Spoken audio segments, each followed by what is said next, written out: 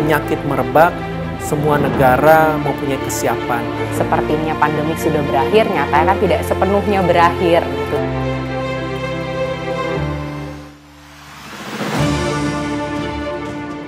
Menteri Kesehatan Budi Gunadi Sadikin menyatakan G20 sepakat untuk menggalang dana pandemi untuk mempersiapkan diri menghadapi wabah berikutnya. Selain itu, sejumlah institusi internasional juga siap untuk memberikan dana. Belasan institusi internasional ini berkomitmen mendanai agar dunia siap menghadapi pandemi ke depan. Dana tersebut akan digunakan untuk mengakses vaksin, alat diagnostik, dan obat-obatan. Selain itu, kesepakatan berhasil lainnya yakni mengembangkan penelitian dan manufaktur dalam bidang kesehatan. Menteri Kesehatan Budi Gunadi Sadikin menyebutkan 7 negara yang sepakat menjalin kerjasama untuk mengembangkan sektor tersebut, yaitu Indonesia, Turki, Arab Saudi, Brasil, Afrika Selatan, dan Argentina. Kolaborasi ini juga melihat kapasitas penelitian dan pabrik di antara negara maju dan berkembang. Pengamat kesehatan Universitas Jambi Humaryanto mengungkapkan, presidensi G20 bidang kesehatan juga telah berhasil mengumpulkan dana perantara keuangan untuk pandemi atau Financial Intermediary Fund, FIF. Selain itu, Sustainable Funding atau pendanaan berkelanjutan juga terus didorong sebagai bentuk tanggung jawab moral dari negara-negara yang memiliki kelebihan ekonomi, teknologi, dan sisi sumber daya manusianya.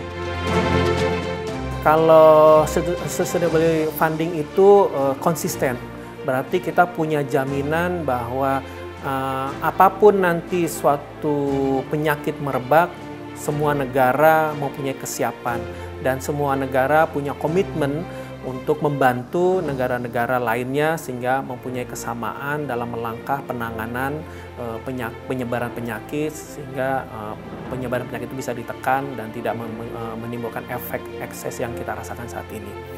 Dan sebaliknya, kalau sustainability funding ini tidak didukung ataupun didukung setengah-setengah, hanya bentuk komitmen, tidak ada bentuk nyatanya, itu sangat disayangkan ya. Karena bisa jadi apa yang kita rasakan saat ini sudah menjelang 3 tahun sejak 2020 merebaknya COVID, ya kita akan rasakan kembali di mana negara-negara akan sibuk menghabiskan effort, tenaga, dan biaya anggarannya untuk penanganan yang sifatnya lokal, sedangkan penyebaran itu kan masif ya. Jadi saya sangat disayangkan ya, mudah-mudahan itu tidak terjadi ya.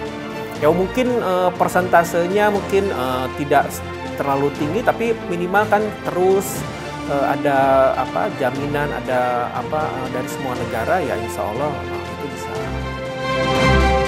Sementara menurut pengamat hubungan internasional Universitas Jambi Holila Suci Pratiwi menilai negara rentan harus pulih terlebih dahulu dari pandemi COVID-19. Pembelian belanja lingkup kesehatan perlu diutamakan seperti pemerataan vaksinasi. Jika kesehatan sebuah negara pulih dari pandemi, maka sektor yang lainnya akan ikut pulih.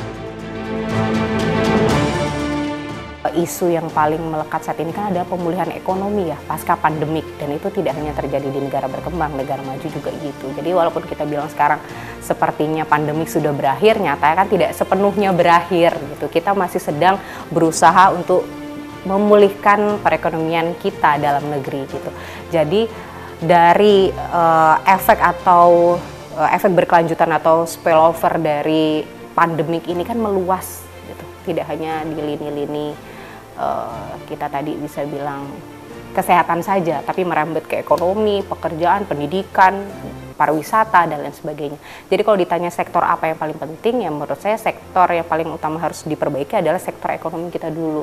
Bagaimana pemulihan ekonomi, kedua, habis itu kita melihat bagaimana efek dari itu kan ada krisis yang terjadi setelahnya, krisis pangan gitu ya, bagaimana terus kemudian pengangguran seperti di Afrika seperti itu ya. Jadi dari sebelum pandemik gitu, misalnya kalau nggak salah datanya 135 juta orang menganggur begitu.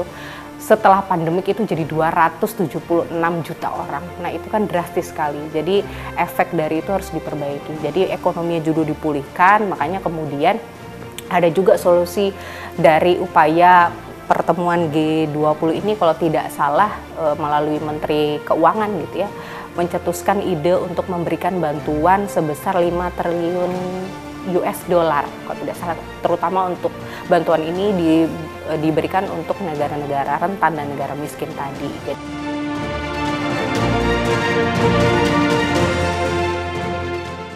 Diharapkan dana perantara keuangan untuk pandemi atau Financial Intermediary Fund (FIF) maupun Sustainability Funding atau pendanaan berkelanjutan konsisten dilakukan demi mengedepankan sisi kemanusiaan dan sosial untuk negara-negara yang tergabung dalam G20.